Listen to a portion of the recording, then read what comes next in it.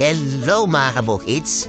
So kanina nga po habang natutulog po ako, dahil pagod po sa kagagawa ng Ted at puyat kaisip ko ano ang isusunod na Ted. Kaya po ang sarap po ng tulog ko kanina.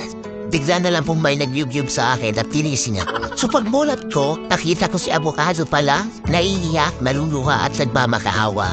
So sabi niya sa akin kung hindi ko daw siya iko-consent, magpapatiwakal daw siya. Kayo mo naman mangyari yun kaya sinabi ko sa kanya, sige iko-consent kita. At dahil din mga kabukits, alamin natin ang health benefits ni Avocado. May beta-sitosterol po ito na nakakapag-regulate ng cholesterol na nakakabuti po sa ating puso. Mainam po ito sa mata dahil sa taglay po nitong phytochemicals na lutein at zeaxanthin. May taglay din po itong vitamin K na nakakatulong po sa ating mga buto.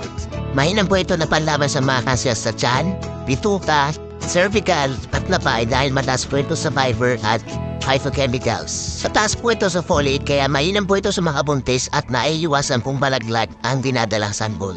Natural detoxifier din po ito kaya mainam po ito sa ating digestion at mas mabilis pong nailalabas ang ating bibig. Ayan, palakpakan naman natin si Avocado. Napakadami niya palang health benefits. Maraming salamat po sa inyong panonood at huwag kalimutan pong i-share para malaman din.